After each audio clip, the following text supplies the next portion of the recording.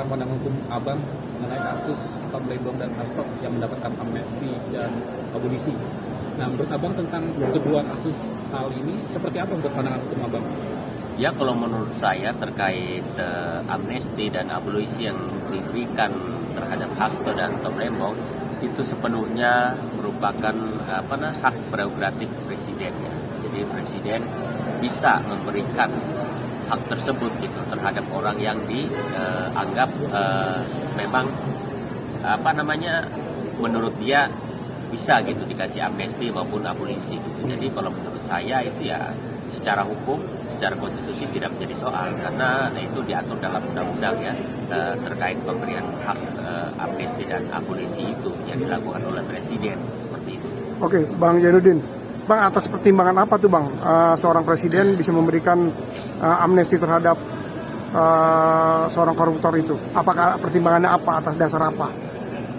Ya, terkait pertimbangan dan sebagainya itu pastinya presiden jauh lebih tahu lah seperti apa ya, walaupun secara kasat mata gitu masyarakat istilahnya pertimbangannya tidak lebih dari pertimbangan politis seperti itu gitu. Ya mungkin karena pertimbangannya untuk menghindari perpecahan bangsa dan sebagainya gitu ya.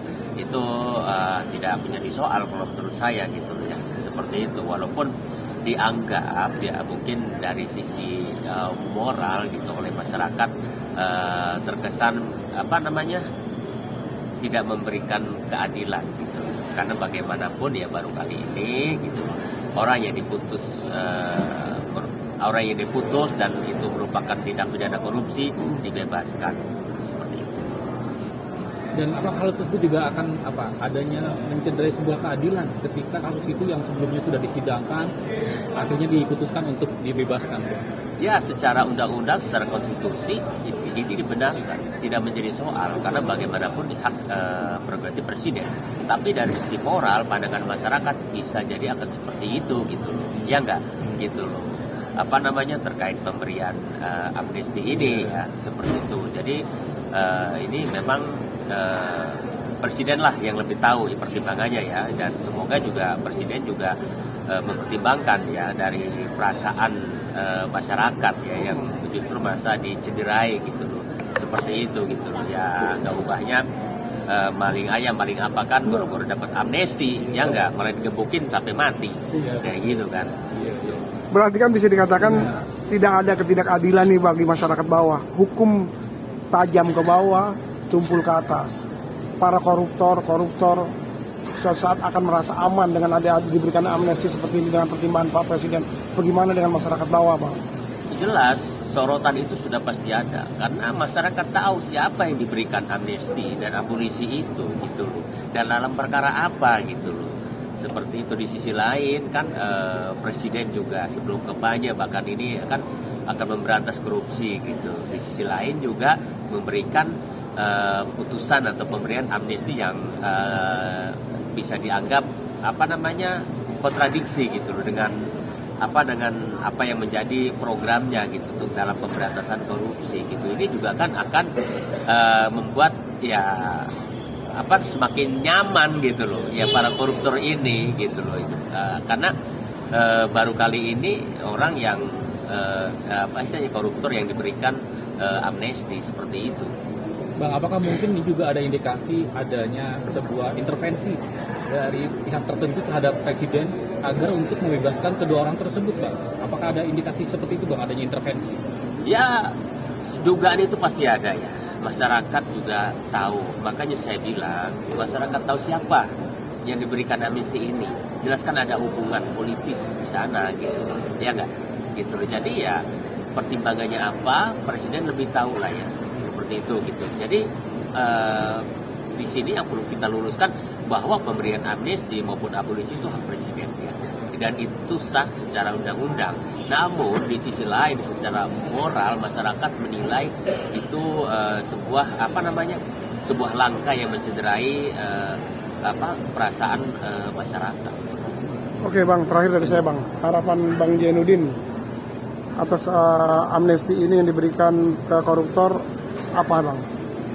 Ya, kita harapkan gitu loh ya untuk presiden ya presiden kita gitu loh.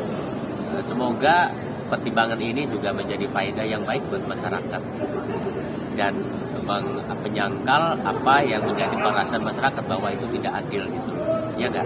Seperti itu gitu. Dan ini menjadi bahan gitu loh, kajian dan pertimbangan untuk selanjutnya apakah para koruptor akan bernasib sama diberikan amnesti gitu, ya enggak? Seperti itu. Dan sebelumnya juga Presiden Prabowo juga mengatakan ketika seorang melakukan korupsi dan ketahuan dia merugikan negara, sebaiknya dia mengembalikan apa uang yang dikorupsi oleh orang tersebut.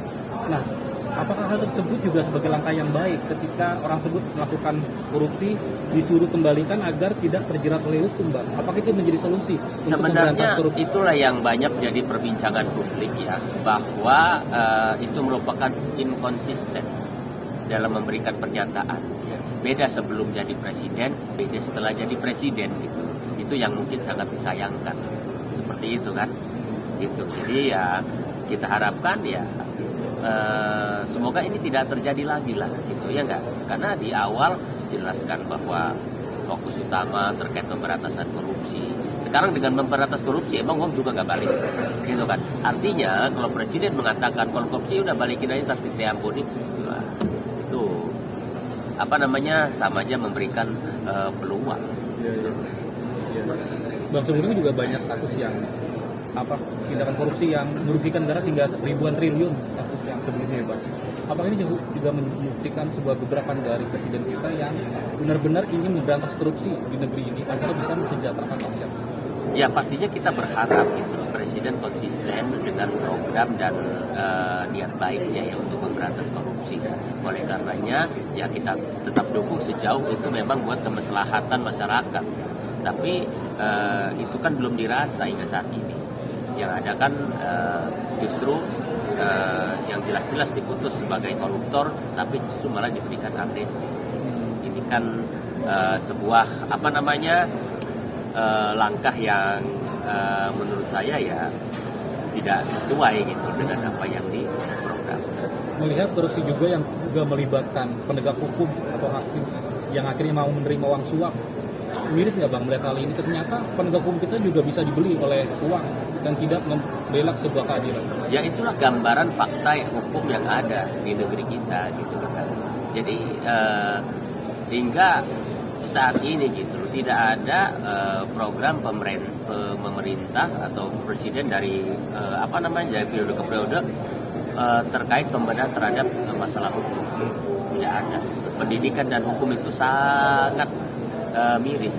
Itu tidak ada memang fokus untuk di sana gitu, untuk pembenahan hukum ini terutama bagi para pelaku penegak hukum, oknum-oknum ini gitu yang seharusnya penegakan hukum itu sesuai gitu dengan aturan dan undang-undang yang ada, tapi justru ya mudah